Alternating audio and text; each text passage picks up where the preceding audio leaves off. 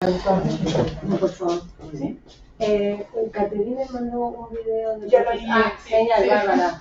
Estupendo. Bueno, muy bien. Sí, ya estamos grabando. Sí, muy bien. Bueno, buenos días. Grabando. Sí, grabando. Buenos días, bienvenidos a esta segunda jornada del tercer congreso del Gridale. En el día de hoy tenemos dos sesiones por la mañana del grupo 5.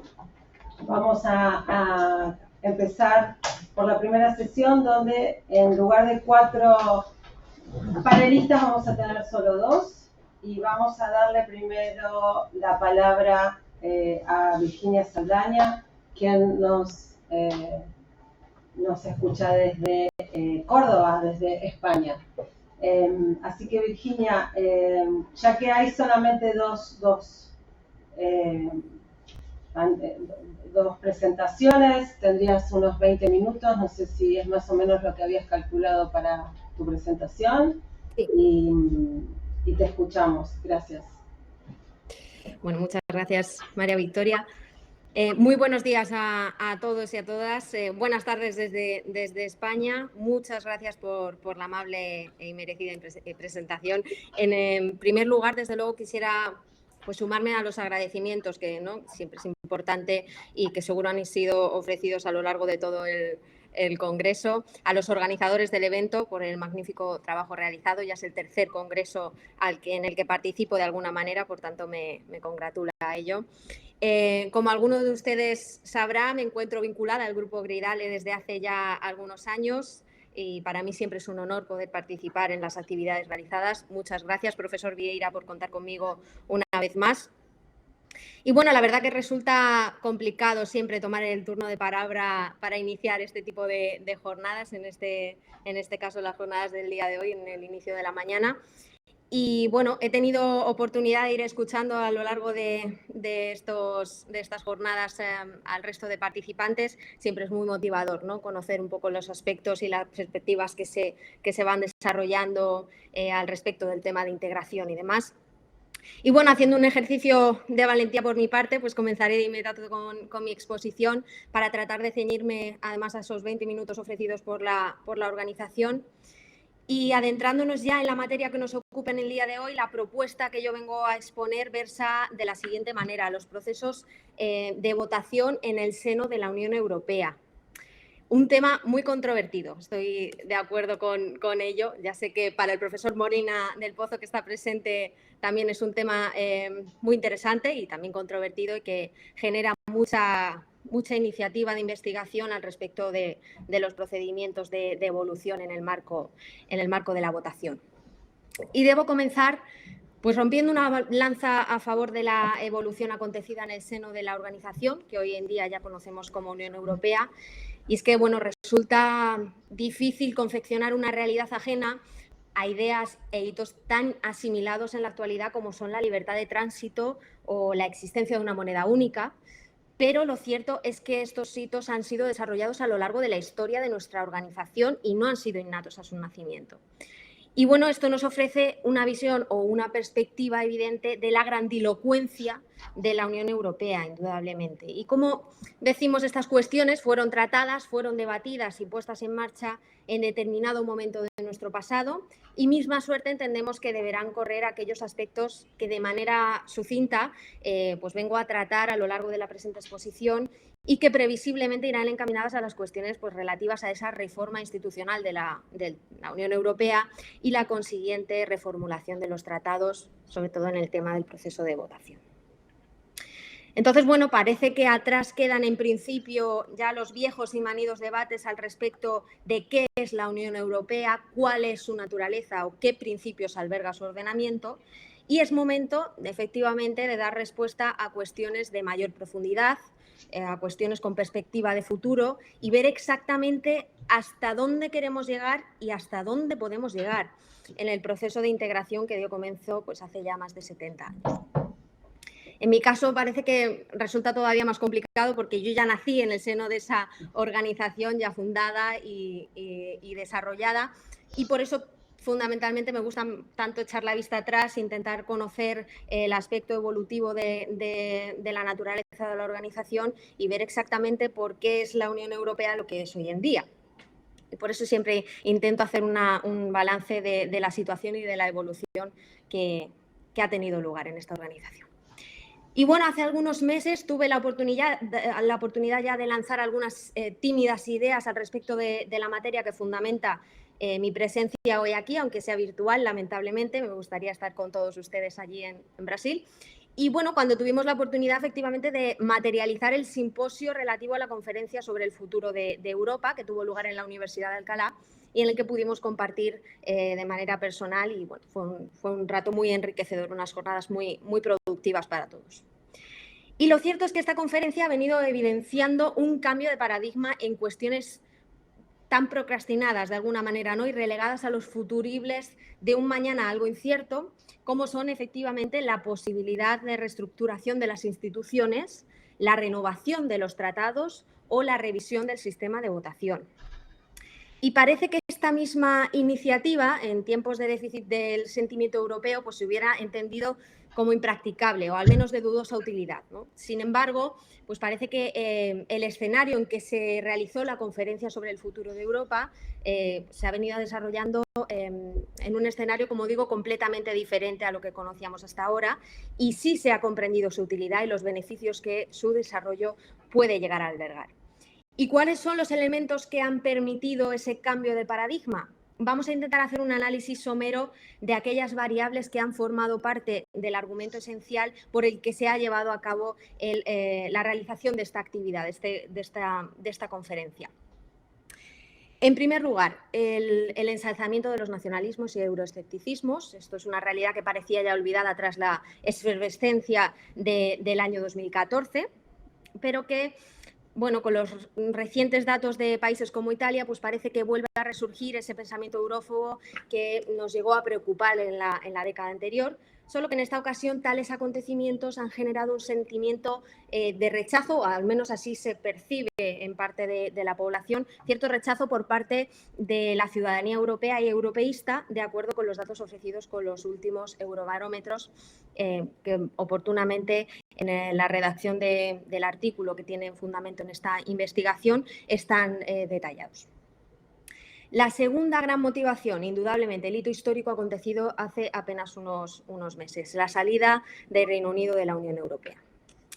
Bueno, contra gran parte del pronóstico, lo cierto es que esta salida, lejos de favorecer la división nacional y el resquebrajamiento de la Unión Europea, ha propiciado un efecto contrario, caracterizado por la unidad comunitaria y el fortalecimiento de su ordenamiento.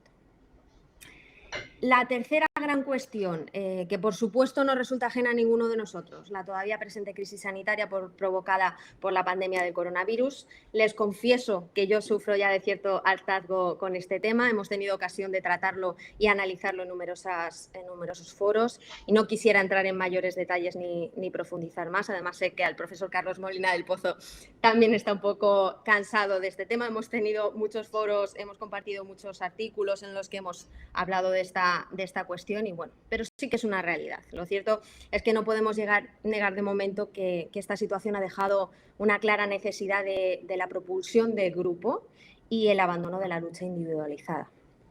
La citada crisis, además, dio paso a la elaboración de dos instrumentos de recuperación que siempre merece la pena recordar, entre otras cosas por su marcado corte federal y que deben su nacimiento, entre otras cosas, pues a la ausencia del veto sistemático de Reino Unido, y que era una realidad latente en nuestro territorio. Y en efecto nos estamos refiriendo efectivamente al plan de recuperación y al fondo de nuevas generaciones.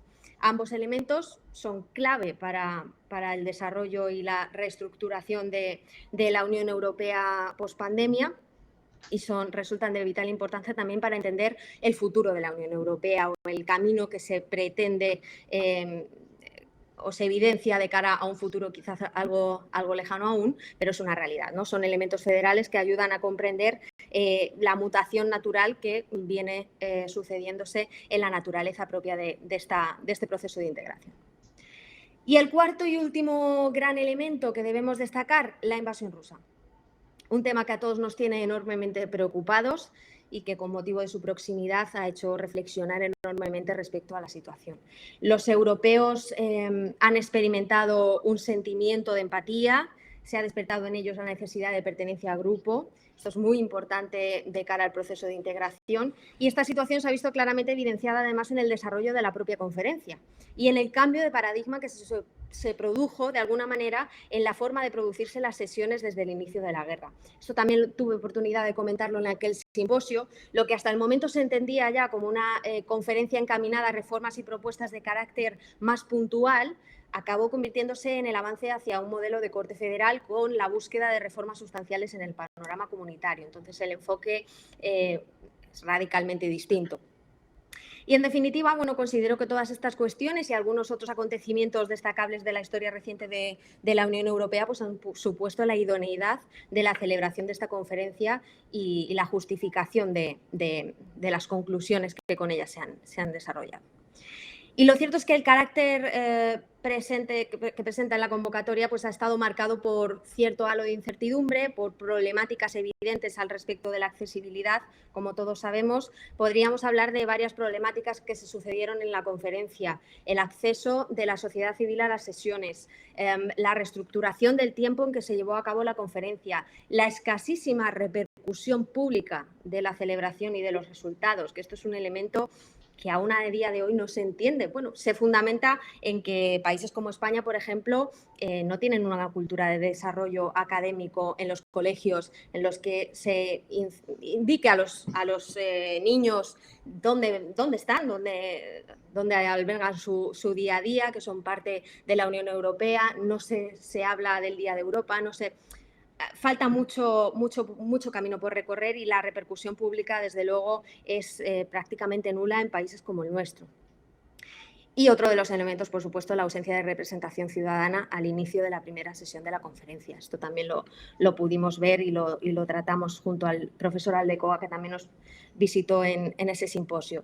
Y bueno, desde luego no es objeto de esta ponencia entrar a detallar cuáles son las cuestiones que evidencian esa cierta carencia de igualdad en el acceso, puesto que ya esto ha sido tratado de manera profunda en ese simposio y además el profesor Aldecoa lo detalló de manera muy clara. Solo nos quedaría suscribirnos, por tanto, a las palabras de dicho profesor y a su defensa en la vulneración del acceso en pie de igualdad de todos los sujetos llamados a actuar en este ceremonial. Y pese a todas estas cuestiones, yo creo que es conveniente llevar a cabo una práctica optimista en la valoración de los resultados de la conferencia, enaltecer aquellos elementos que sí que merecen nuestra atención y que consideramos útiles para el progreso de la organización supranacional. Y en este sentido, una de las principales cuestiones planteadas pues gira en torno a la reforma de las instituciones, de los tratados y a los procesos de votación. Este planteamiento no es una novedad. Históricamente ha inundado el pensamiento de los europeístas, precisamente porque esta necesidad ha ido acrecentándose con motivo de las distintas adhesiones y, por tanto, la cuestión no ha sido nunca abandonada, ¿no? La necesidad de reformas como tal pues ha sido una realidad que siempre ha estado en el aura de los europeos. Y esto, pues en mayor o menor medida, ha sido una realidad aceptada prácticamente de forma general. ¿Se me escucha bien? Porque no me veo en imagen y no sé si hay algún problema, solo por confirmar. ¿Todo bien? Todo bien. Sí, se te escucha bien, Virginia. Vale, fenomenal. Bueno, pues la cuestión ha estado siempre enfocada al grado de reformas que debía precisarse para asegurar el futuro de la Unión Europea. Esa siempre ha sido la temática principal al respecto de esta cuestión tan controvertida, como decíamos al principio. Y en este orden de ideas, pues siempre hemos podido encontrar dos visiones contrapuestas que de alguna manera se han visto también representadas en este escenario que decimos de la conferencia y, bueno, por un lado tenemos a aquellos que entienden en este caso que el Tratado de Lisboa es un tratado aún, un elemento útil aún, sobradamente pragmático, y los defensores de esta idea entienden inadecuada la búsqueda de un nuevo derecho originario y la búsqueda de modificaciones de calado y por tanto quieren quedarse un poco en el elemento más superfluo. Nos estamos refiriendo, por ejemplo, a la mejora de la institucionalidad, al nivel de nacionalidad o al impulso de la gobernanza multinivel.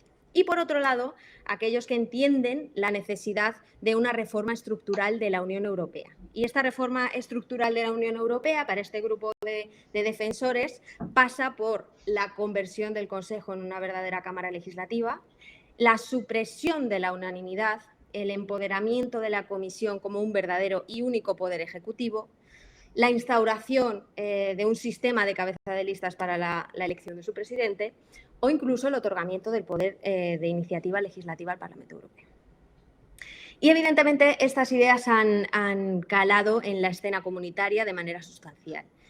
Quizás no se ha planteado la inminente reforma de los tratados, como algunos hubiésemos querido, pero sí ha comenzado a darse pasos sustanciales hacia el logro de estos anhelos del segundo grupo que tratábamos. Y, bueno, mención especial merecen en este sentido las actuaciones llevadas a cabo por el Parlamento Europeo encaminadas a la puesta en marcha, efectivamente, de una reforma sustancial. Nos estamos refiriendo, por un lado, a la resolución sobre el resultado de la Conferencia sobre el Futuro de Europa del 4 de mayo del 2022 y a la resolución del 9 de junio del 2022 por la que se ofrece una propuesta de reforma aún más concreta. Bueno, lamentablemente el Consejo Europeo ha venido haciendo caso omiso de estas resoluciones, centrando sus objetivos exclusivamente en aspectos relativos a la adhesión de nuevos Estados, y esto nos indica que posiblemente deberemos esperar al establecimiento de una presidencia más afín a estas cuestiones para la convocatoria de una tercera convención en la que se pueda ahondar un poco más en estos procedimientos de reforma sustancial. Y, bueno, por supuesto, las opiniones en contra por parte de determinados Estados miembros no se han hecho esperar.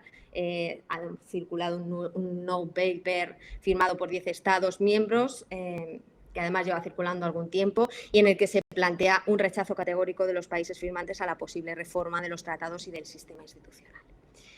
Y esta negativa se encuentra fundamentada en el temor de ciertos países de pequeña dimensión a la eliminación del voto por unanimidad y el paso hacia una mayoría cualificada.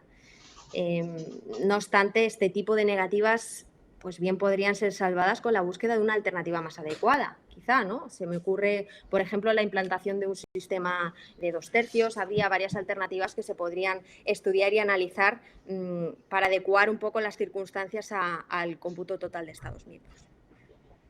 Lamentablemente, todas las circunstancias que mencionábamos al inicio de la intervención, pues además de haber procurado una necesidad instaurada en la sociedad de pertenencia a grupo, como decíamos, y el auge indiscutible de los procesos de integración para la pervivencia en un mundo globalizado como el actual, pues también han generado un cambio de enfoque en cuanto a las prioridades y las cuestiones que necesitan una mayor atención y que se alejan mucho de los aspectos estructurales y organizativos de la Unión Europea. Y esto es una realidad, debemos asumir las circunstancias tal y como acontecen, no podemos maquillarlas. El futuro de la Unión Europea resulta aún hoy en día un verdadero paradigma sin resolver, en el que aspectos como la reforma de los tratados o la reestructuración de los sistemas de votación son considerados elementos de primer orden. Y es por este motivo, y atendiendo a las numerosas reflexiones desarrolladas en el seno de la Conferencia sobre el Futuro de Europa, pues que la Unión Europea debe dar un paso hacia adelante en el modelo de construcción, procurar un desarrollo político, la configuración de una organización abierta y eficaz y, desde luego, lejos de los elementos limitantes más propios de las configuraciones de una organización internacional de corte clásico, entre las que cabría destacar, por supuesto, el proceso por unanimidad de votación, ¿no? Históricamente han sido numerosos los supuestos en que el proceso de armonización e integración que se articula en el seno de la Unión Europea se han visto paralizados o limitados precisamente por la ausencia de acuerdos y de la unanimidad de todos los Estados miembros en los procesos de votación, y ello evidencia que la Unión Europea no es capaz aún, transcurridos ya más de 70 años desde su creación, de hablar en una sola voz y caminar hacia un único sentido en aspectos de vital importancia, ¿no? Como la política exterior, por ejemplo. Por tanto, ¿cuán difícil puede resultar entonces procurar una reformulación de los tratados que permita a su vez el cambio de un elemento tan arraigado en la cultura intergubernamental como el procedimiento por votos de votos por unanimidad? Pues ciertamente resulta muy complejo. Pese a poder considerarse el campo relativo a la modificación de los tratados de la Unión Europea el más elemental de todos, en cuanto podemos tenernos. Lo cierto es que son multitud las materias en las que el procedimiento de votación ha generado grandes limitaciones en su camino hacia la evolución y a la armonización, y en los que vale la pena detenernos en este punto de la exposición. Podríamos destacar... Perdona, sí. Te quedan 2 minutos. Vale, voy rápido. Voy rápido. Podríamos destacar, sí, los elementos de los ámbitos políticos en el Consejo, pues que deberán actuar por unanimidad, se encuentran determinados a partir de una lista numerus clausus de los propios tratados. Nos estamos refiriendo a la adhesión de nuevos Estados miembros, la política exterior, la política común de seguridad y defensa. Pero lo cierto es que, haciendo un ejercicio de reflexión al respecto del contenido a lo largo de la historia de la Unión Europea, y pese al evidente espíritu integrador que hemos evidenciado ya en numerosas ocasiones, pues la organización ha venido reconociendo y luchando contra los problemas derivados de la unanimidad y de las mayorías, ofreciendo respuestas que de alguna manera han paliado estas problemáticas, ¿no? El Acuerdo de Luxemburgo, la legitimidad democrática dual, la abstención constructiva, y en términos estrictos nos hallamos ante una serie de soluciones de carácter temporal que han venido ofreciendo un parche a la situación de desequilibrio y de escasa identidad del proyecto. Y para hablar de reforma en el proceso de votación, irrevocablemente tenemos que hablar de reforma de los tratados. Entonces, bueno, debemos prepararnos para construir un futuro para Europa justo, coherente y acorde con el escenario global en que debemos navegar. No me malinterpreten, y con esto acabo ya, María Victoria, no quiero excederme de los tiempos, no me malinterpreten, no me dejo embargar por el romanticismo europeísta, soy consciente de las limitaciones existentes en estos momentos, pero también soy consciente de que el camino es la persecución de los anhelos y que el proyecto de integración se debe a sí mismo en un impulso sin precedentes que le permita posicionarse internacionalmente como lo que es, un proyecto sin precedentes y sin parangón. Y voy a finalizar mi aportación haciendo alusión a uno de los grandes autores de la historia, ilustre de mi ciudad natal, Alcalá de Henares y abanderado de las causas difíciles, don Miguel de Cervantes y Saavedra, en su obra magistral Don Quijote de la Mancha, dijo lo siguiente: como no estás experimentado en las cosas del mundo, todas las cosas que tienen dificultad te parecen imposibles. Confía en el tiempo, que suele dar dulces salidas a muchas amargas dificultades. Muchas gracias.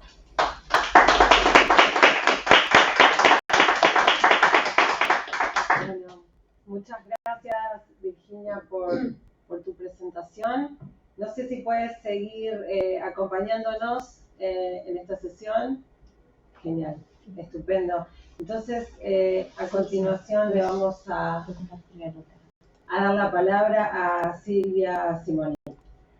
Virginia, ¿se puede decir si puede ver la pantalla?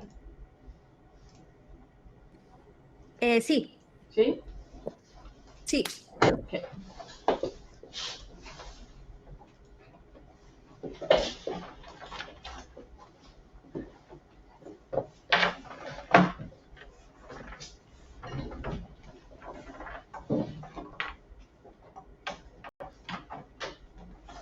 Bueno, muy buenos días a todos y a todas, como es habitual.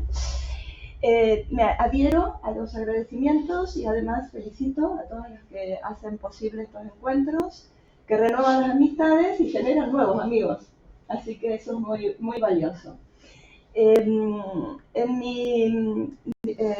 Mi presentación está vinculado al grupo 5, que trabajamos en el enfoque Unión Europea América Latina, y en particular para esta ocasión ha sido el tema de políticas económicas adoptadas en la Unión Europea en relación a las situaciones de crisis consecutivas que estamos viviendo, y especialmente en ese continente, con el enfoque de los lazos euro-latinoamericanos y en particular con el acuerdo Unión Europea-Mercosur.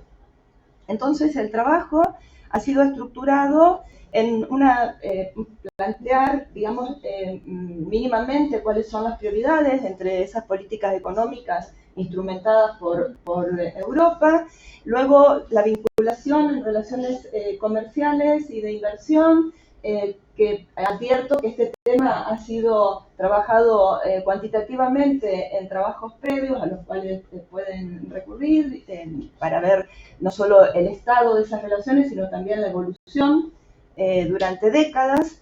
Y el objetivo principal de este trabajo ha sido bajar un poco el tema a tierra en relación a la competitividad. Es decir, sabemos que el comercio internacional, las relaciones internacionales tienen su base en el ámbito económico a partir de la competitividad, pero no solo económico, sino también del conocimiento. Y para ello me pareció interesante abrir otra línea de investigación referida al tema, a esta variable, a la variable de competitividad. Voy a presentar algunas evidencias en base a algunos análisis estadísticos que se han hecho en forma homogénea para distintas regiones del mundo, y luego, a su vez, seguir el camino hacia el tejido empresarial, es decir, cuáles son los mecanismos que las empresas deberían adoptar. ¿Con qué objetivo? Con el objetivo de prepararse. ¿Cuáles son las tareas de preparación? No solo para la integración, sino también para concretar este acuerdo Unión Europea-Mercosur, que sabemos que ya lleva 4 años desde su cierre de negociación. Y finalmente, arribar a algunas conclusiones que seguramente podemos, digamos, conversar. Entonces, específicamente, las políticas económicas instrumentadas por la Unión Europea podemos decir que son vinculadas a 3P. Estas 3P tienen que ver con el Pacto Verde Europeo, que no solo tiene un perfil de transición energética, sino también radica, digamos, con su amplitud de impacto, abarca un nuevo modelo socioeconómico. El programa Next Generation EU, que también es muy importante y que se origina a raíz de la crisis, de las consecuencias de la pandemia, y que en principio sería el objetivo dar un soporte a la triple transición socioeconómica, digital y ecológica, con un monto que en su momento, bueno, comparativamente con el paquete de ayudas americano quedaba muy por debajo. En este caso, no, 750.000 millones, que tiene una distribución con una mayor concentración, justamente focalizado a la parte socioeconómica. Y la última P, referido al proceso de autonomía estratégica, concebida como la construcción de soberanía europea y de reducción de dependencias del exterior. Estos son términos, digamos, referenciados por altos representantes de la Unión Europea. Y en materia de lazos euro-latinoamericanos, se ha dicho justamente en este año que lo que se intentaría es profundizar mediante un trabajo continuo y estable, y no solamente, digamos, buscar el apoyo latinoamericano para temas comunes o multilaterales, es decir, un trabajo del día a día. En materia de relaciones, esto hacía ya referencia que a nivel cuantitativo ha sido analizado en varios trabajos previos, incluso en la tesis doctoral hay un análisis muy específico, y luego una publicación de CEPAL, que es un análisis econométrico del proceso de desindustrialización, específicamente en Argentina y en Brasil. Quería mencionar simplemente que la revisión, digamos, del estado de estas relaciones hace que se posicione Europa como tercer socio comercial para América Latina, principal inversor y primer aportante en materia de ayuda al desarrollo. Y la perspectiva europea en este sentido es que es una relación positiva. No obstante, se ha planteado, digamos, el objetivo de profundizar las relaciones no solo en términos cualitativos, sino también cuantitativos. En este sentido, también generar nuevas alianzas y acuerdos, y en este sentido se enmarca el Acuerdo Unión Europea-Mercosur, pendiente de firma, cerrada su negociación en el 2019, analizando sus efectos y su, digamos, los 3 pilares que conciernen a este acuerdo, en la posibilidad de que se inicie una puesta en vigor en uno de los pilares y complementarlo posteriormente. Esto todos lo sabemos, y fundamentalmente focalizar que el esquema temporal de reducción de aranceles previsto tiene una característica dispar respecto a Unión Europea y América Latina, dado que para América Latina tiene cierto grado de, o sea, mejor dicho, de un atributo de gradualidad en un plazo máximo de unos 10-15 años, mientras que para la Unión Europea está previsto el compromiso de una inmediatez en la aplicación de la reducción arancelaria para el 84% de las importaciones, y en el caso de Mercosur, perdón, el 99% de las importaciones y para el caso de Mercosur el 88%. Bueno, esto ya está focalizado en un trabajo previo. Entonces, bajando ahora al tema de la variable principal o este pilar de competitividad, ¿cuál sería el estado del arte en América Latina? Y en este caso, la conjunción o el diálogo entre dos índices, dado que históricamente hay un índice que es mucho más abarcativo en el muestrario de países y también de pilares y de variables que utiliza, ha dejado momentáneamente de difundirse y por tanto lo he complementado con otro índice que es el último disponible, pero que es más reducido en dimensión temporal y espacial. En este caso, el análisis más reciente del ranking arroja como resultado una menor preparación para los países seleccionados, que reitero, son muy pocos, en estas variables, en institucionalidad, en educación, en competencia, en mercado del futuro y en investigación, innovación e invención. En algunos países estas variables aún son, digamos, de resultados inferiores a los restantes países de América Latina. Y me voy a centrar en el tema que sigue, digamos, por interés esta ponencia, que es el tema de competencia.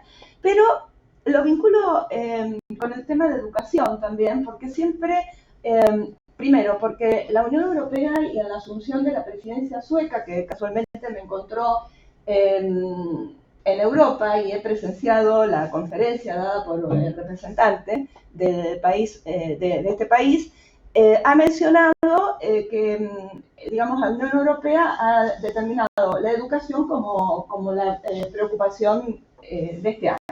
Entonces, por eso me parece que está bastante ligado y que da un tema para seguir analizando en futuras investigaciones. Este segundo índice, que refiere al año 2019, hace un análisis comparativo en las distintas regiones, y si nosotros analizamos América Latina, podemos ver que la variable, bueno, y es lógico, la variable que menor puntaje o peor rankeada está es la parte de capacidad innovativa, pero eso guarda cierta lógica en el sentido que los países que tienen menor dotación inicial, digamos, se espera que es justamente la variable a mejorar, ¿cierto? Y quizás lo hagan con mayor rapidez que países que ya están avanzados. Pero, sin embargo, no llegamos a ningún nivel, digamos, los colores oscuros son los que reflejan el mejor posicionamiento. Y en este caso, la estabilidad macroeconómica está, digamos, en un estadio medio, no arriba a un grado superior, con lo cual es una de las principales variables a poder reforzar, como ya venimos analizando, y podemos también, digamos, ese gráfico o ese análisis cuantitativo que se hace a través de estos indicadores, lo podemos volcar a una taxonomía cualitativa y vemos que entonces en nivel alto no existe ninguna variable en la cual América Latina esté, digamos, en mejor posición. A nivel medio alto, en promedio estaría la parte de estabilidad macroeconómica y salud. En nivel medio, la parte de infraestructura, competencia, trabajo, mercado laboral y sistema financiero. Y en nivel medio bajo, la parte institucional, la adopción de tecnologías, el mercado de productos, tamaño de mercado, dinamismo de negocios, que también es fundamental. Y a nivel bajo, como ya recién mencionaba, la parte de innovación. Es decir, que el diagnóstico para el pilar competencia, que es el foco de este trabajo, que lo tomo como variable proxy para la noción de competitividad, es que está en un nivel medio, pero que que eso indica que hay bastante margen para avanzar y preparar. Con lo cual, la pregunta sería, ¿cómo el tejido empresarial puede ir preparándose para, en principio, con un cierto grado de optimismo, la puesta en vigor de al menos el pilar comercial del Acuerdo Unión Europea-Mercosur? Y en este caso, tomando algunos de los modelos, como por ejemplo el denominado diamante de Porter, evidentemente hay varios factores que confluyen en esas estrategias, no solamente una estrategia empresarial basada en condiciones de la oferta y en condiciones de la demanda, sino también ver cuál es el sector industrial y asimismo los sectores de auxiliares o complementarios para cada una de las empresas. Por supuesto, la innovación y dos variables que agregaría, que no pueden dejarse de lado, como son el gobierno y el azar, sobre todo por lo que hemos estado viviendo en estos últimos periodos. Con lo cual, en este caso, yo creo que también para América Latina hay que agregar otras variables muy particulares. Son la peculiaridad de América Latina y especialmente para las pymes, hacen que no se pueden dejar de mencionar cuestiones como el acceso al financiamiento, el acceso a mercados internacionales, economías de escala, infraestructura y conectividad, fiscalidad y otras regulaciones que hacen que el Estado no solamente genere, digamos, aspectos positivos, como por ejemplo un buen programa de incentivos, de estímulo para determinados sectores o regiones, para la famosa nivelación del terreno, ¿no? A nivel incluso a través de mecanismos fiscales, sino otras regulaciones que ya son quizás podrían denominarse o calificarse como excesivas, en el sentido que son intervenciones que frenan el desarrollo, que en definitiva es lo que se buscar el desarrollo sostenible, no solo vinculado a lo económico, sino económico, social y medioambiental. Por lo tanto, estas empresas tienen ese margen para trabajar y es muy importante también reconocer que hay casos exitosos en América Latina. En el mundo de los agronegocios, por ejemplo, donde están desarrollando bienes de capital de alta tecnología, también en algunos casos de manufactura, en turismo y en algunos otros servicios. Ahora, sin duda las pymes son el motor más dinámico de las economías y pueden crecer, pero para ello tienen quizás que, digamos, aunar o enmarcar su actividad a través de algún programa de incentivos que pueda ofrecer el gobierno o las alianzas internacionales.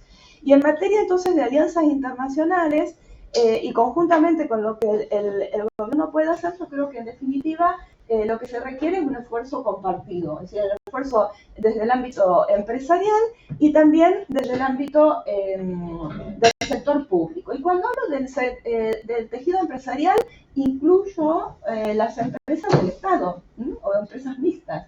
Es decir, empresas que cuando analizamos desde la perspectiva económica suelen resultar más ineficientes que empresas del sector privado, pero es que justamente debieron ser el modelo en materia de eficiencia. Con lo cual, me parece que las empresas pueden seguir algunas estrategias como, por ejemplo, trazar un plan de negocios, adoptar nuevas tecnologías, eso sin duda, y lo están haciendo, invirtiendo en investigación y desarrollo, mejorando prácticas empresariales, y además, que se ha mencionado, pero quiero hacer esta reflexión, además de cooperar y unirse para lograr economías de escala, porque tenemos un mundo demandante de productos, de recursos naturales que América Latina tiene, afortunadamente, una bendición, ¿no? Espero que sea una bendición al criterio del dilema holandés, pero fundamentalmente estas cadenas globales de valor ya no se tratan de la fragmentación productiva, sino que en este momento estas alianzas se dan a nivel de ideas y de desarrollo. Entonces son como especies de ecosistemas que luego definen otros criterios productivos. Pero entonces ya lo que quiero dejar claro es que el mundo está abierto para estas alianzas. Y entonces quizás y las empresas de hecho lo están haciendo. Mismo en el vuelo de Rosario a Sao Paulo, un exalumno pues viene habitualmente para hacer negocios y terminar y genera alianzas en el ámbito de tecnología. Entonces, Silvia, perdón, sí. Ya con esto cierro. El tema es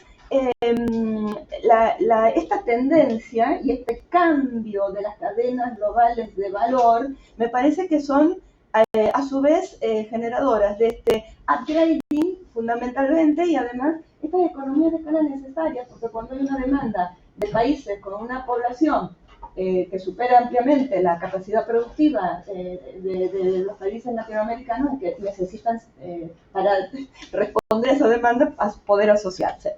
Así que bueno, las principales conclusiones creo que ya las han ido detectando, y es fundamentalmente decir que a veces la integración en ausencia de voluntad política o de dinamismo de esa voluntad política puede y se viene desarrollando a través de la economía real, a través de esfuerzos microeconómicos, y estas alianzas que se hacen entre, bueno, esfuerzos de empresas, pero sin duda que fortalecer o dar un marco para determinar, con una visión macroeconómica de qué sectores y qué regiones deberían fortalecerse, creo que ayudaría muchísimo a cumplir los objetivos de desarrollo sostenible con la Agenda 2030, que está aquí a la vuelta de la esquina, y fundamentalmente pues tratar de avanzar en este proceso de integración. Muchas gracias, y bueno, quedo abierta si hay alguna inquietud. Bueno, muchas gracias, Silvia. Teníamos prevista la ponencia de Carolina Pavese. Esta es el Professora, tem uma apresentação? Tem. Eu vou falar em português, tá? Até porque a pesquisa está em inglês e o slide em português. Então, se eu tiver que falar em espanhol, não vai dar certo. Entonces, le damos la palabra Apresentação Tem inglês. num Em pendrive? inglês lá no- a la profesora Carolina Pavese. Adelante.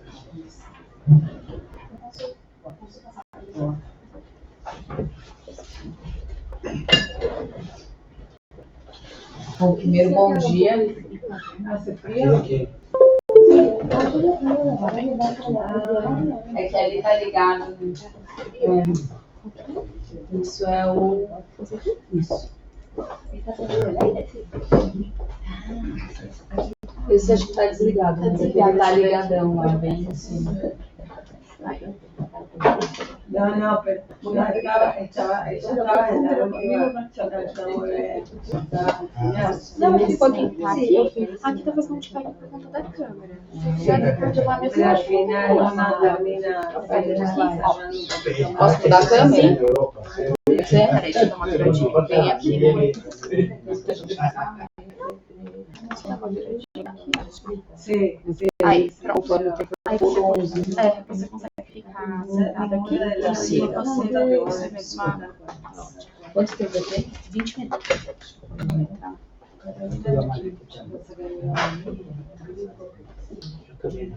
Deixa eu só cronometrar aqui e eu vou começar. Senão a gente passa. Bom, bom dia a todas e todos. É um prazer estar aqui nessa mesa e voltar aqui na Unesp também. Eu fiz meu mestrado aqui 19 anos atrás, eu estava contando, então tem muito tempo.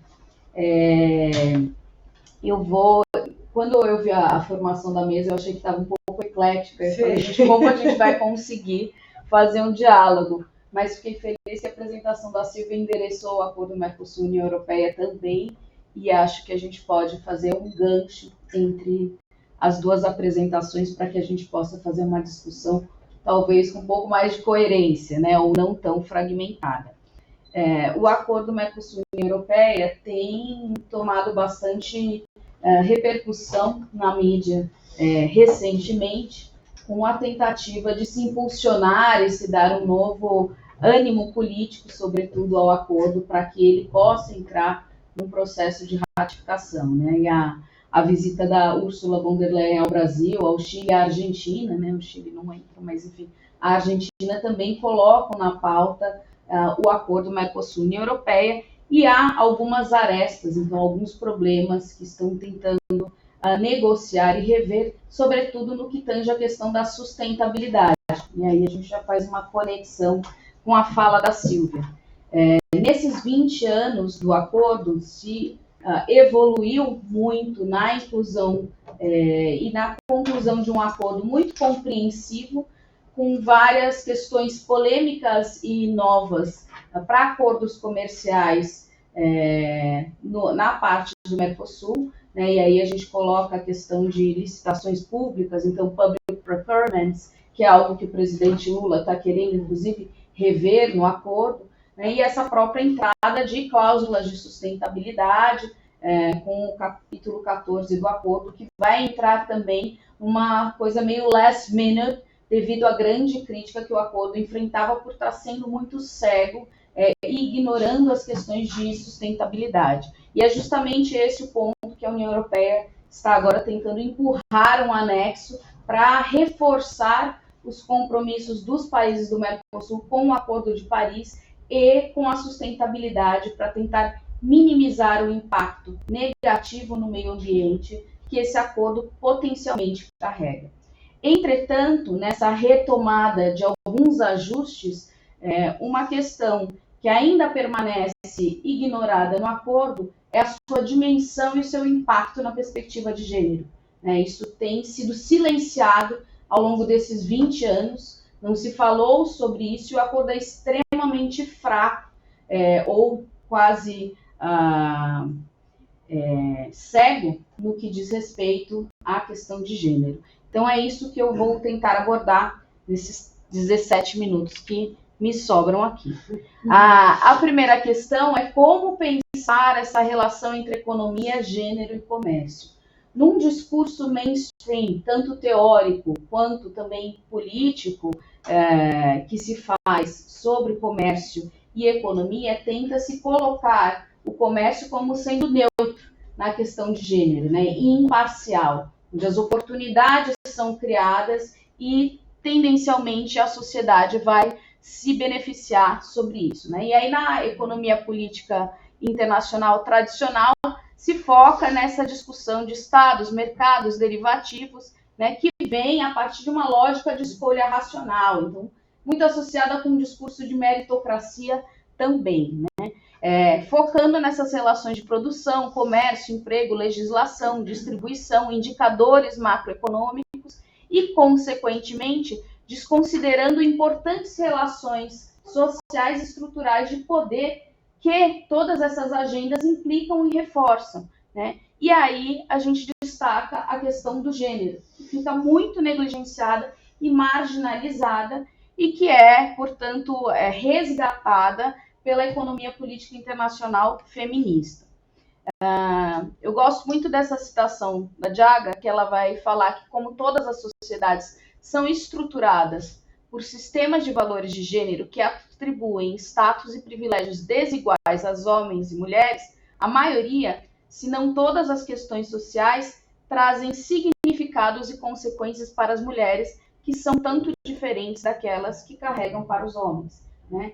Se na sociedade a gente ocupa papéis distintos e em relações de poder diferentes, óbvio que isso vai se manifestar em todas as esferas da sociedade e, consequentemente, muito na esfera econômica e, consequentemente, na esfera comercial, né? E aí, também, reforçando isso, a ideia de que as políticas econômicas são moldadas em um sistema de dinâmica de poder baseada em gênero e imbuídas hierarquias. E, como mulheres, a gente sabe que nessa relação hierárquica, a gente sabe o papel ou o lugar que nos é dado nessa hierarquia, né? Quando a gente pensa na questão comercial, por que é importante enfatizar e identificar onde estão as mulheres aí, né? Primeiro que a gente começa nesses acordos com liberalização, principalmente das importações, isso vai ter um efeito orçamentário. Então, se reduz tarifas e, consequentemente, você vai reduzir parte das receitas dos governos. E aí, quando a gente reduz receita, se reduz também orçamentos para as políticas, e as primeiras que são cortadas são as políticas sociais. Como grupos marginalizados da sociedade, as mulheres acabam sendo penalizadas por essas reduções de políticas públicas, né, principalmente políticas sociais. Fazendo um gancho também com a sua apresentação, Silvia, o que a gente tem geralmente é que os pequenos produtores e aí também pequenos empresários, médios empresários, acabam também sendo penalizados porque eles não têm recursos nem capacidade de competir com as grandes multinacionais estrangeiras. E as mulheres ocupam um lugar na economia dentro desses pequenos e médios empresas e produções agrícolas também, é onde nós estamos mais localizadas. Incentivos à produção comercial tendem a mudar a divisão do trabalho por gênero, visto que tradicionalmente as mulheres administram a produção de alimentos e os homens a produção de safras comerciais. E aí pensando principalmente no impacto do acordo para a questão da agricultura, né, que é um setor onde o Mercosul tende a se beneficiar com maiores concessões no mercado europeu, mas quem vai se beneficiar é o grande agrobusiness e não o pequeno produtor. Quando a gente olha onde as mulheres estão na agricultura, é nessa produção de consumo, de produção doméstica em muito pequena escala, né? E essa produção, esse pequeno produtor, ele vai ser engolido por esse grande agronegócio.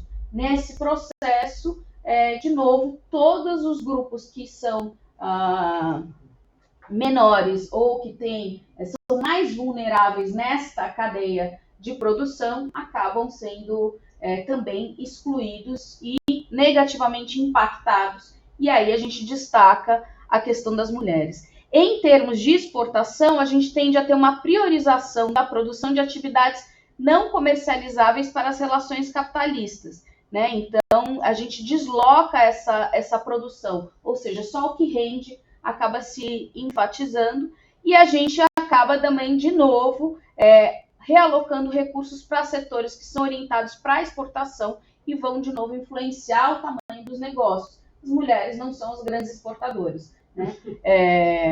E isso também impacta numa medida de acesso a mercados, né?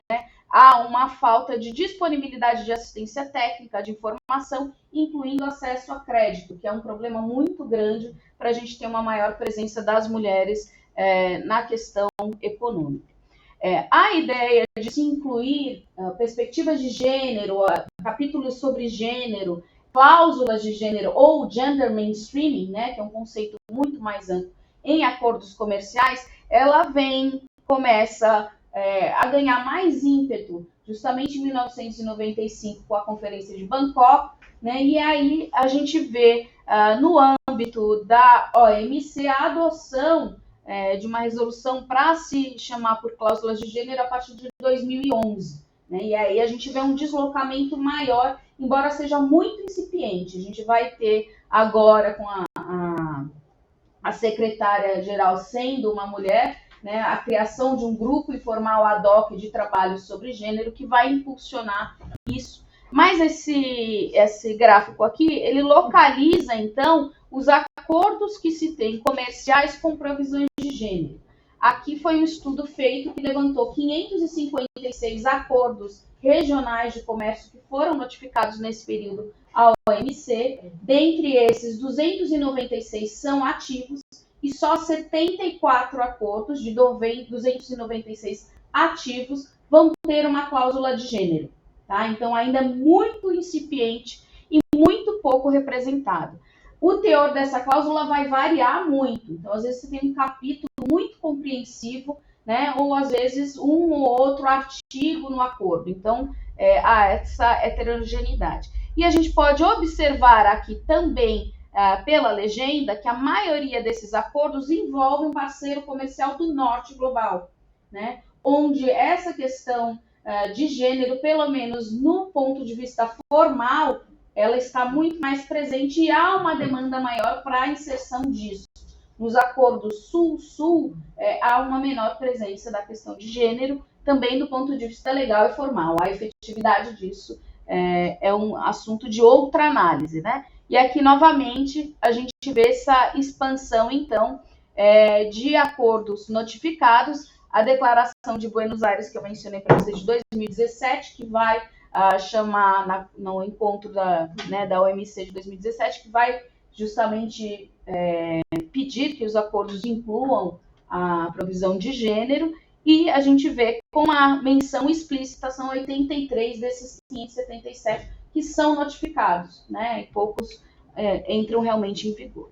Bom, ainda tenho 9 minutos aqui para a gente olhar um pouco onde estão as mulheres, então, nesse mercado, né? E principalmente no lado aqui do Mercosul. É interessante quando a gente observa e compara com outros grupos e outras regiões, que entre países que os países em vias de desenvolvimento, né, como os países do Mercosul, tem uma participação das mulheres no mercado de trabalho menor do que os países mais pobres, né, os least developed countries, ou do que os países mais ricos, né? Então, economias médias, a presença das mulheres é menor do que esses dois outros grupos de economias. O que é interessante para a gente pensar o quanto deve ter também de fatores culturais que respondem por isso, e a gente entende um pouco sobre isso. Então, aqui a gente pode observar que em todas essas regiões há uma participação menor das mulheres na força de trabalho, né? E esses primeiros dados de todos os países vão demonstrar isso, sendo no Paraguai uma discrepância muito maior do que os outros países do Mercosul, mas em geral a gente tem uma grande desigualdade nessa presença no mercado.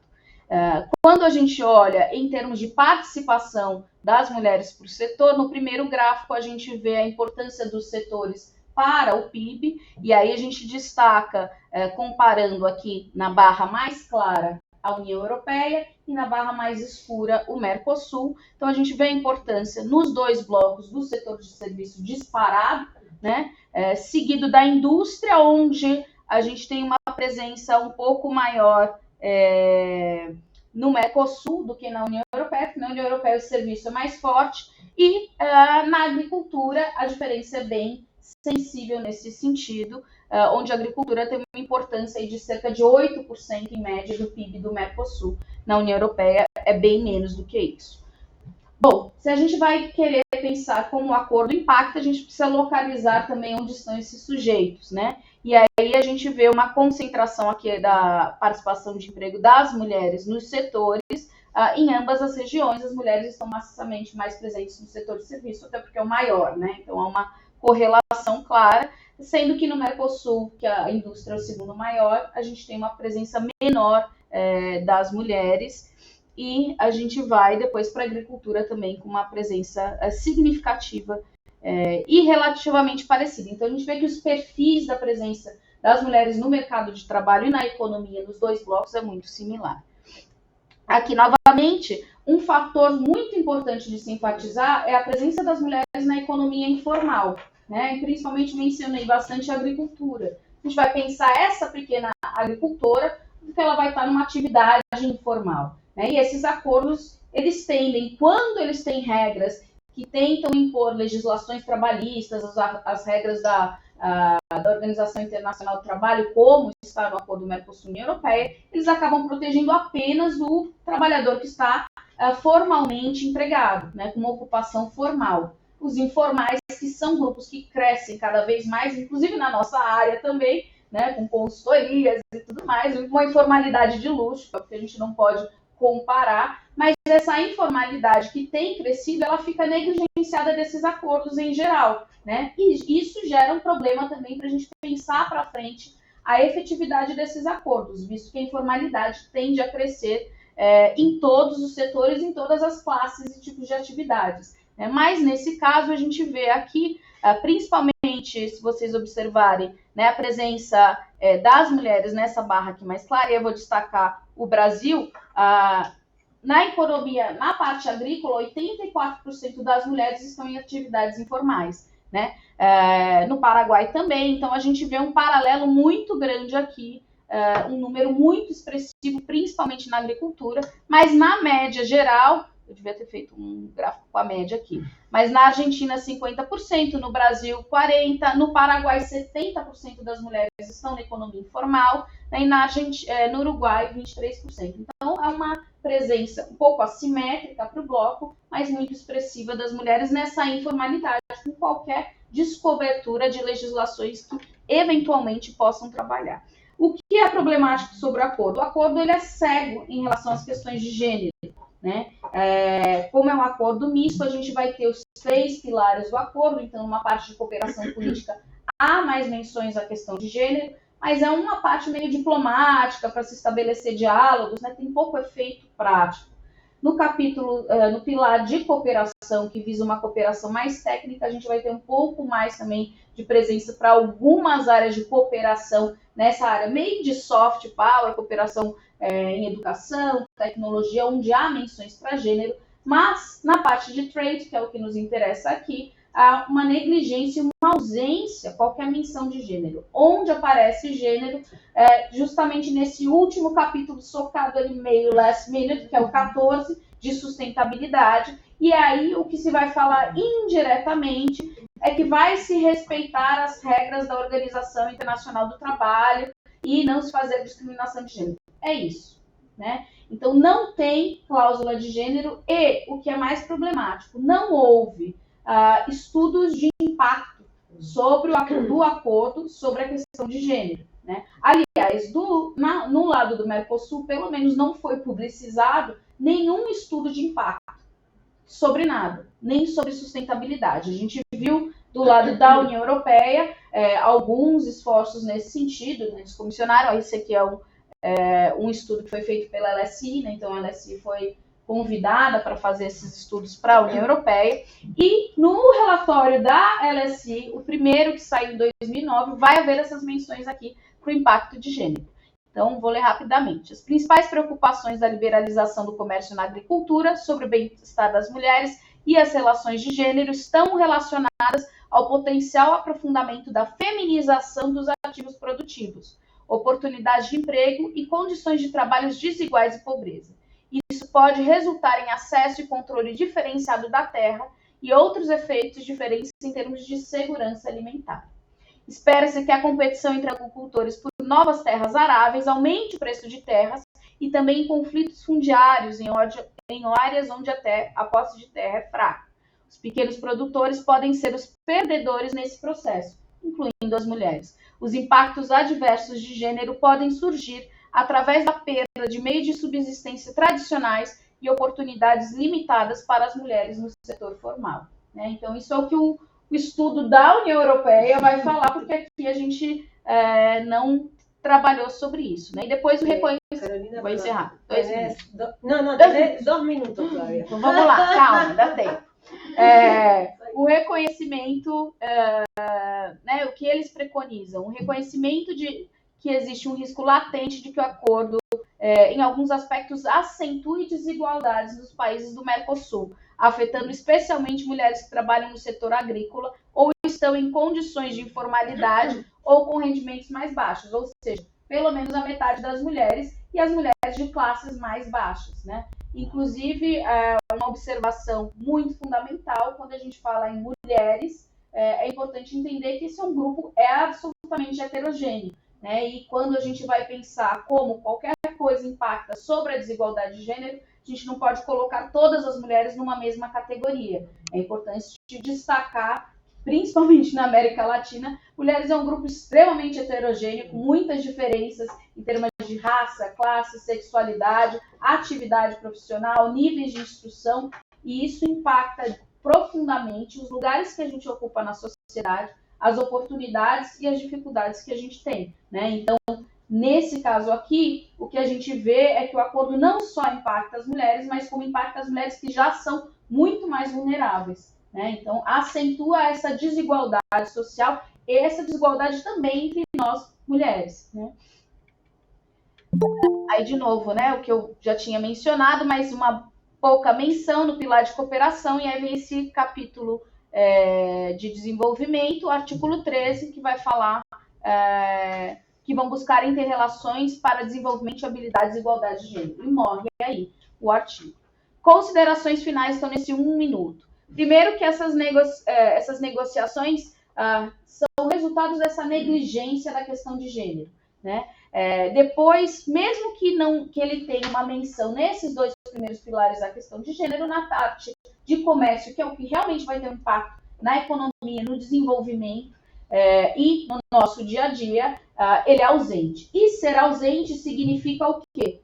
Ter uma perspectiva de gênero. Não existe neutralidade. Não falar de gênero é reforçar desigualdades de gênero. Logo, o acordo tem um olhar de gênero que privilegia os homens, que privilegia o patriarcado na nossa economia, nas atividades, né? Então, não é que ele é cego, ele reforça desigualdades já existentes. Logo, ele adota uma perspectiva de gênero. Não se falar de mulheres é falar de homens. É reforçar uma estrutura de sociedade e de políticas públicas que são pensadas sempre a partir de uma relação hierárquica. E quando a gente não endereça nominalmente essa hierarquia, a gente está reforçando essa hierarquia, né? Então não existe ser neutro, existe ser um acordo patriarcal, machista e que reforça a desigualdade de gênero. É isso que a gente tem aqui, né? E aí, de novo, enfim, essa falta de abordagem representa uma ameaça à potencial igualdade econômica de gênero em ambas as regiões. Mas tem esperanças. É por isso que a gente continua lutando. Obrigada. Bueno, muchísimas gracias, Carolina, por tu presentación. Como no hay más presentaciones en la sesión, podemos abrir a comentarios y a preguntas. Sí, Bruno. No, excelente, muchas cosas para comentar, pero voy simplemente a mencionar un puntito de cada una de las presentaciones. Empezando con Virginia, que es interesante el tema de la unanimidad en la política exterior. No sé si Virginia me escucha desde ahí. Sí, claro, ok. Y justamente ayer yo encontré este artículo de opinión firmado por los ministros de Relaciones Exteriores de los países del Benelux, Alemania, España y Eslovenia, creo, diciendo que era importante un uso más amplio y frecuente de mayorías y no unanimidad en la política exterior. Entonces es interesante porque la discusión en el contexto de la conferencia sobre el futuro de Europa era más los ciudadanos y los actores no ejecutivos intentando promover el fin de la unanimidad incluso en temas de política exterior. Y lo que este artículo demuestra es que ya hay sectores dentro de las cancillerías nacionales de algunos Estados miembros claves que también apoyan este tipo de cosas, especialmente después del contexto ruso, donde la Unión Europea tiene que responder de una manera muy rápida y eficiente a los temas que importan a Europa. Entonces esto me parece que hay mucho diálogo con lo que tú planteas en tu ponencia. Sobre Silvia, cuando menciona la transición energética de Europa, yo creo que ese es un tema muy claro, porque yo pienso cuál es el lugar de Latinoamérica en este contexto, porque hasta el momento, cuando mencionan Latinoamérica y este es el momento clave para pensar sobre eso, es que muchas veces mencionan Latinoamérica como el fornecedor de materias primas para la transición energética. Imaginamos el triángulo de litio, ¿no? Chile, Bolivia, Argentina, pero también hay muchos minerales en Brasil. Y esto aquí me hace un poco de ruido, ¿no? O sea, ¿será que la transición energética del norte pasa a agravar las asimetrías de relaciones entre Latinoamérica y Europa? ¿O no? Si es posible, ¿cómo es posible construir una parcería más simétrica que también incluye transferencia de tecnología, adopción ¿no? que puede sí apoyar a nuestro continente que también desarrolle su transición energética, ¿no? Especialmente mirando carros eléctricos, todo esto. Y en qué medida esto también afecta la reindustrialización o desindustrialización, en este caso, de nuestro continente.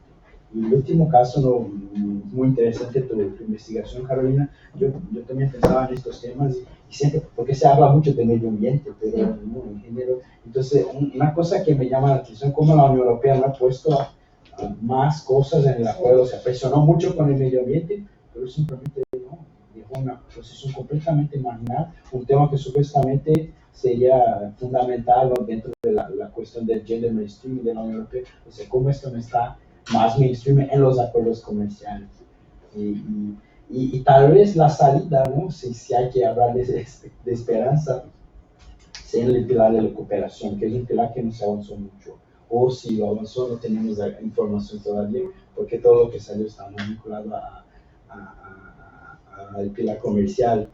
Y tal vez ya ahí sí se puede incluir varios de los programas o avanzar en los programas que la Unión Europea ya tiene en la región, vinculados a derechos humanos, igualdad de género, no sé, tal vez ahí, no sé si ha visto alguna cosa en esta dirección, porque sí hay programas con países, ¿no? Hay programas con Brasil y otros países de la región, pero esto no está en el acuerdo. Podría sí estar en la parte de cooperación, como reducir, reconociendo que sí, ¿no?, el acuerdo, en la manera que está, ¿no?, aprofunda jerarquías de género, pero por otro lado se pone en marcha políticas públicas que entienden cómo manejar esto, ¿no? No sé, es la única salida que veo, pero comparto con usted todas las impresiones. Gracias, María. Bien, gracias, Bruno.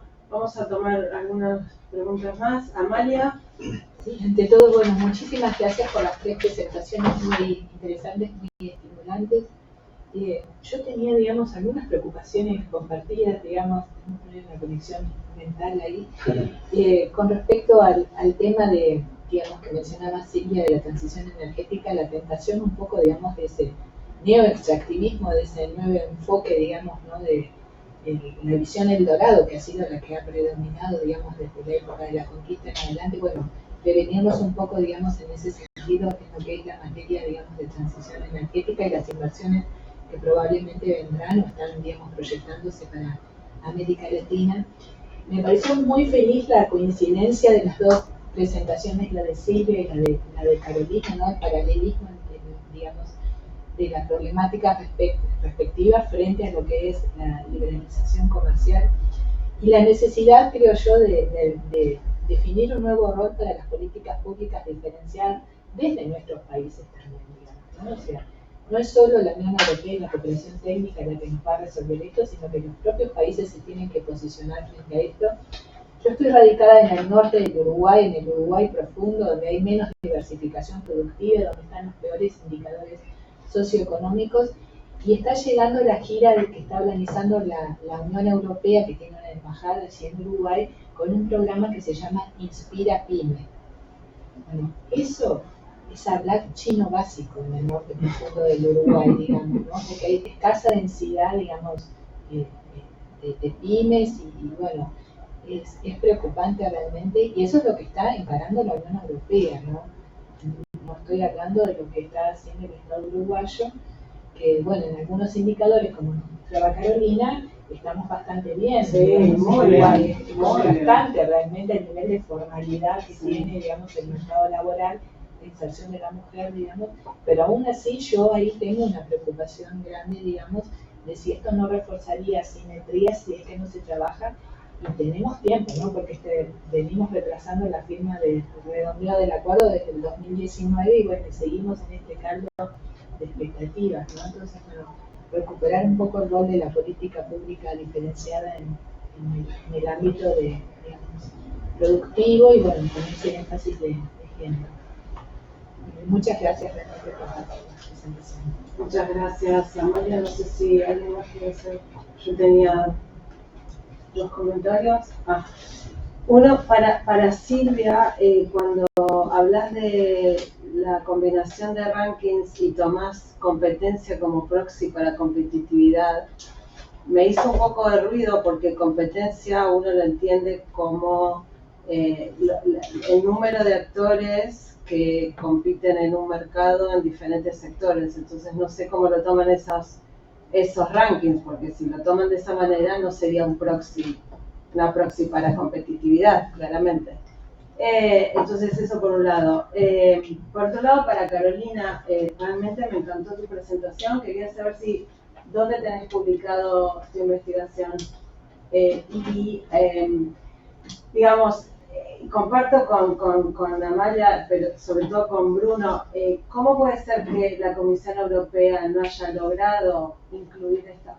No haya logrado o no haya querido, bueno, no sé cuál es ahí la cuestión, ¿no? Porque el gender mainstreaming en todas las políticas de la Unión Europea es una política vigente desde el Tratado de Ámsterdam, ¿no? El Tratado de Ámsterdam del 97, que es en el 99, ya habla de gender mainstreaming, ¿no? Entonces, digo, me resulta bastante extraño esa ausencia tan notable.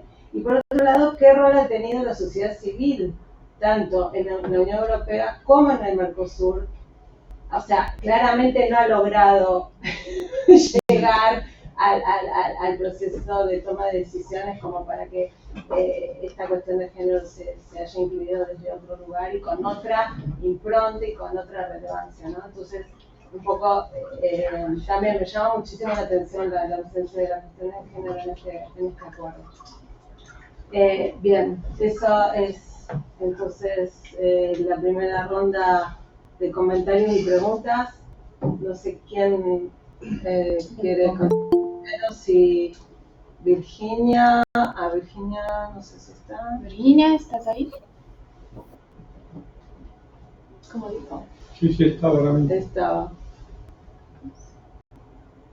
Bueno, mientras le esperamos a Virginia, no sé si quiere contestar primero Bien, Silvia. perfecto.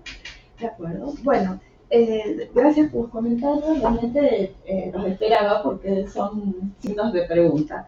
A ver, en el tema que plantea Bruno respecto a, digamos, evitar profundizar las asimetrías, que es lógico, voy a hacer referencias a las últimas discursos o las, digamos, expresiones del alto representante de la Unión Europea, donde se ha manifestado en el sentido de que se necesita encender luces largas para sobrellevar, digamos, no quedar frenados en cuestiones diarias, domésticas y diarias. O sea, entiendo que se refería a las crisis que cada país tiene a su interior, domésticas, y pensar en el largo plazo, que es lo que siempre estamos planeando. Ahora, planeando y tratando de alcanzar, por ello están los objetivos de desarrollo ya, digamos, muy cercano a la fecha de terminación y ya también las manifestaciones europeas en el sentido que deberán extenderse, ¿cierto? Bueno, por un lado esto, por otro lado el reconocimiento, y así lo ha dicho, que que el patrimonio natural de América Latina es colosal, esa ha sido su expresión, y que el mundo estaría perdido sin esos recursos en nuestra región. Así que acá creo que la percepción es clara. Ahora, vamos a la problemática de cómo evitar profundizar las asimetrías, es decir, nosotros, quisiera hablar de la subregión del Mercosur, que es la que he trabajado con mayor profundidad. Tenemos una especialización productiva, hay un perfil, no solo exportador, sino productivo. Entonces, para resolver estas asimetrías, el sector de la innovación o del conocimiento en general digamos, es el camino. Complementarlo. De hecho, hay industrias que sí que lo están realizando. Es decir, nosotros no tenemos el expertise de automóviles, como fabricantes de automóviles, o sí que lo tuvimos en un momento y luego desaparecieron, pero sí de maquinarias agrícolas. Y la maquinaria agrícola no tiene un mercado importante de consumidores, pero sí incorpora la alta tecnología. Es decir, mis abuelos catalanes pues labraban la tierra a mano, y mis arrendatarios actuales pues van en tractor de último modelo con auriculares y aire acondicionado. O sea, pueden ir con traje y corbata, quiero decir, ¿no? Es una gran brecha en cuanto a avance tecnológico e incorporación del conocimiento. Entonces, ¿en quiénes radica esta cuestión de evitar la profundización de asimetrías? Creo que radican en los países que tienen la dotación de recursos. Y ahí estará en poner sobre la mesa qué se negocia, cómo negociar. Porque claro, América Latina espera la llegada de inversiones extranjeras. Los estudios empíricos demuestran que la llegada de inversión extranjera genera modernización, traen el know-how, si es que lo aportan, ¿no? Es decir, pero entonces ahí creo que está el mecanismo de cómo se negocia la llegada de inversión extranjera. Es decir, no sé si voy a ir a un tema muy puntual, a mí me agrada bajar a la tierra, pero es decir, como no podemos pretender que las pymes se adopten la tecnología más actual, más innovadora, si tenemos monopolios en el servicio de comunicaciones. Ese es un tema que se vivió aquí ayer, se vive en Argentina y también se vive en España, porque el monopolio existe y quizás se ha dividido. En Argentina se dividió norte y sur la provisión del servicio. Entonces, esas cosas a nivel microeconómico no se resuelven a partir de los contratos que generalmente tienen un cierto tiempo de exclusividad y, bueno, es el gobierno el que tiene que plantear la negociación, es decir, en definitiva, proteger sus intereses locales.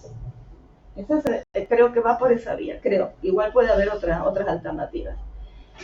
En el comentario de Amalia, ¿no? Amalia. De Amalia respecto a la cuestión energética. Bueno, también allí la parte de inversión extranjera es necesaria, pero también hay que prevenir, digamos, que esas inversiones no estén capturando recursos naturales. Es decir, no es lo mismo que el inversor extranjero, no voy a dar nombres del origen de qué región estoy pensando, pero no es lo mismo que, digamos, que aporte su conocimiento a partir de una negociación de llevarse materias primas a que invierta en el área o en la subregión de la producción, invirtiendo en el capital e invirtiendo en uno de los factores productivos más inmóviles como es la tierra. Es decir, en los factores productivos tenemos capital, trabajo, tierra, tecnología. Y pues si abrimos, eso también hay un tema que es muy, muy interesante de la parte de Derecho, en la Facultad de Derecho lo hemos tratado, el tema de si los países tienen leyes de protección, es decir, si los países, pienso en Argentina, Brasil por las extensiones, tienen leyes que limitan la tenencia de la tierra en manos extranjeras. Si hay un límite, es decir, bueno, bien, tú puedes venir, pero un momento, nosotros tenemos pautado que más de este porcentaje no se cede a inversores extranjeros. Acá también. Acá, sí, había leyes. Bien. Entonces, esos son temas que a nivel microeconómico, a nivel agrupación sectorial, cámaras y demás, pueden hacerle las voces, bueno, la academia también, pero creo que en definitiva la última palabra es cuando se sientan a la mesa de negociación los inversores con el gobierno. Y ahí debería estar presente entonces la participación sectorial, en fin, todas las voces. Sí.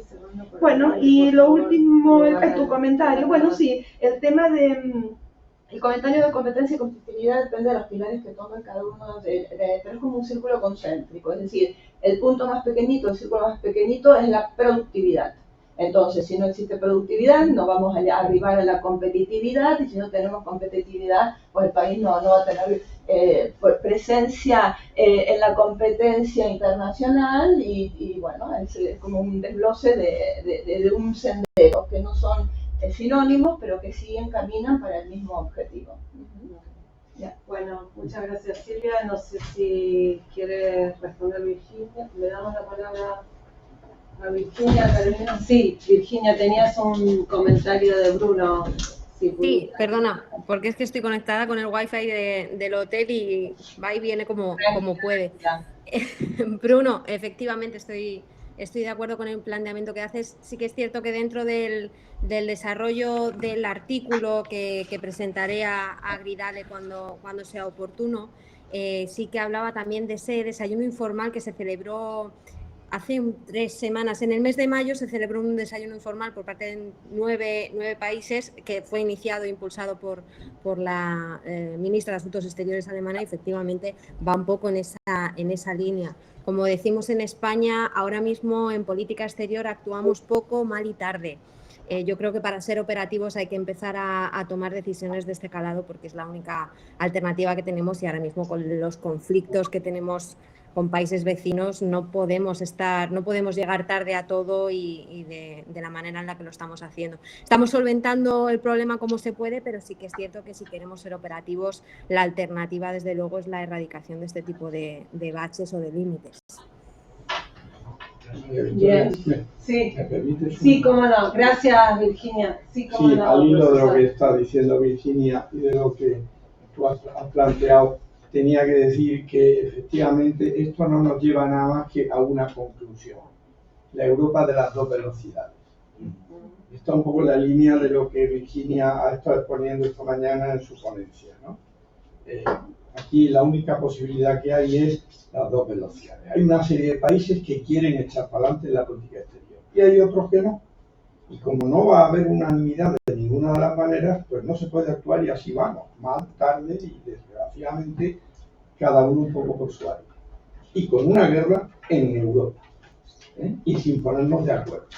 Entonces aquí está claro que o se busca la solución de las 2 velocidades y los que están y los que no pues se quedan fuera cuando quieran que entren, mientras tanto están ahí, o si no, no hay solución. Sí, claro. Sí. Muchísimas gracias, profesor. Ahora sí, le damos la palabra a Carolina. Obrigada pelos comentários. Eu vou tentar juntar todos numa fala. Realmente não é estranho no sentido raro, mas a ausência de questões de gênero, né? Porque a gente não tem políticas públicas no Mercosul que façam isso e que enderecem. A pasta de gênero no Mercosul é completamente vazia, né?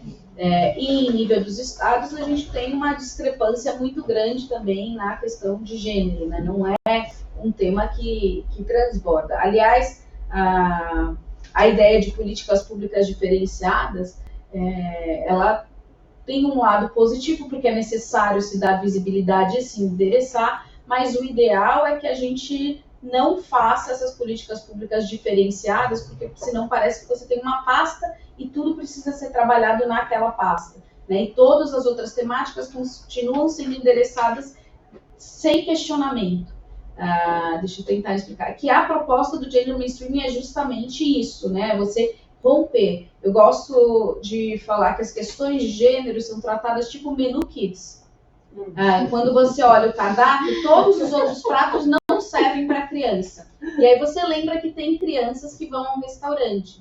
Então você faz 2 pratos ali no menu kids e estão ali. Gênero, quando aparece, é dessa forma, né? Então todas as outras políticas continuam inquestionáveis na sua dimensão de gênero. E aí você faz o menu kids da parte de gênero.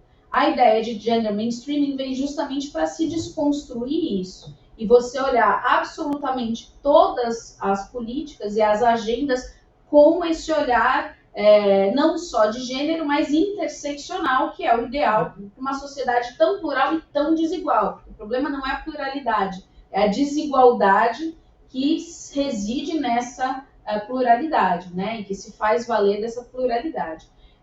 Essa negligência da questão de gênero, acho que se dá por todo o processo de negociação, que é um processo absolutamente crítico do ponto de vista da accountability, né? Da legitimidade democrática desse processo. É um acordo feito 20 anos de portas fechadas, onde a gente não teve participação, acesso às trocas, por exemplo, né? As agendas. Então, eram percepções muito vagas sobre o acordo, onde não se teve grandes discussões públicas. No âmbito europeu se teve um pouco mais, porque a comissão faz, né, aquelas reuniões abertas e convida a sociedade civil. Então, há, inclusive, listas de várias organizações que participaram, mas, assim, são consultas muito pro forma também, né? Uma crítica do lado europeu também de que fato isso é levado em conta. O que a gente vai ter do lado do Mercosul são os grupos de interesse com mais capital participando do processo político, como fazem tudo. E aí a gente vai ter CNI, né, a bancada no Brasil dos agricultores, então os grandes latifundiários pressionando essas agendas. E dentre esses grupos de interesses dominantes, não há grupos de interesses de mulheres. Portanto, a gente some, né, de capacidade de influenciar processos políticos que são elitistas. Então, acho que isso explica em parte. Também a gente vê atravessar um processo onde falar de gênero, principalmente no Brasil, é um grande tabu, né? E permanece sendo assim, embora a gente tenha um governo que tente abarcar mais e tenha um discurso mais inclusivo da questão de gênero, ainda fica no Menu Kids. Né? Um Menu Kids com um pouco mais de pratos, digamos. Mas a gente ainda não pode comer o prato principal. Né? Ele ainda não nos contempla. Então, acho que também tem essa não insistência em questões de gênero, da mesma forma como a sustentabilidade também não apareceu por 18 anos aí de negociação e no final, opa, vamos fazer um draft de um capítulo aqui frouxo de sustentabilidade para contemplar a crítica. Do lado europeu, há questionamentos sobre isso. Eu participei de alguns encontros no Parlamento Europeu, onde há algumas eurodeputadas que têm se mobilizado no Comitê de Comércio para pressionar a comissão e questionar a comissão pela negligência da questão de gênero. Então, é algo que é criticado. Mas um acordo nunca não vai ser ratificado porque ele não contempla questões de gênero. Né? Então, também, dentre todas as polêmicas do acordo, essa é a menor que aparece. E aí, acho que isso se deve um pouco. A questão de cooperação acaba ficando muito nessa coisa de projetinhos bilaterais, penduricalhos, né, que vem como um assistencialismo, muitas vezes, e para compensar o dano, né, ou para minimizar o dano, ou, como eu falo para os europeus, para que eles possam dormir à noite. Né? Então, assim, eu falei, o que vocês chamam de cooperação, eu chamo de culpa. Né, uma culpa por todo, porque no final, quando a gente olha o acordo, inclusive na questão da mineração, que você entrou, dos recursos, né, há um plano muito claro de um novo colonialismo aí, né? Continuar 500 anos depois de Cabral, a gente vai continuar exportando commodities, né? E agora recursos naturais, é isso que eles estão atrás nesse acordo e entrando com tudo num processo de desindustrialização, né? A indústria perde, os pequenos produtores perdem, os pequenos empresários perdem, os prestadores de serviço, a gente viu quantas mulheres estão presentes no mercado de serviço, principalmente no serviço informal. São setores que vão enfrentar uma forte competição dos europeus sem o amparo que pequenos e médios produtores têm lá da parte do Mercosul. Então, assim, há uma grande exposição ao grande capital, onde o grande capital aqui vai conseguir competir, mas o pequeno vai ser engolido em muitas esferas, né? Então, assim, por outro lado, qual é a alternativa? Né? É um acordo ruim, é um acordo colonialista nesse sentido, que reproduz o modelo há 500 anos, mas também não ter esse acordo com nenhum tipo de legislação nos deixa completamente descobertos e a gente vai continuar vendendo para a China. Né? Então, assim, não quer dizer que a ausência, se não tiver o acordo, a gente está melhor. Porque a gente também não tem políticas públicas e porque tem outros grandes atores que já estão muito presentes justamente também nessa mesma relação, que é a China e os Estados Unidos, né, a saber. Então, assim, a gente não tem muita escapatória. A escapatória está em a gente levar a sério a importância de políticas autônomas, o desenvolvimento regional, reforçar a cooperação na região, né, ter políticas mais firmes e duradouras. Né, e acho que é essa a questão. Muchas gracias. Si me permite, Sí. yo no estoy en absoluto de acuerdo con el planteamiento que está haciendo la profesora, me parece que es de caverna, no estoy de acuerdo y no digo más porque prefiero callar. Bom, viva a discordância, né? Estamos aqui para isso. Se tivesse consenso não seria bom, a gente não avançaria com as ideias. Bueno, muchas gracias. No tenemos más tiempo para seguir hablando en esta instancia. Pero bueno, ahora cortamos hasta las 11, ¿ok? Hacemos una pausa para el café y retomamos a las 11 para la segunda parte de la sesión de la mañana. Muchísimas gracias a Virginia y muchos saludos. Gracias a vosotros, os mando un abrazo. Adiós, un abrazo. Nos vemos a las Chao, 11. chao. Hasta las 11. Hasta luego. Sí.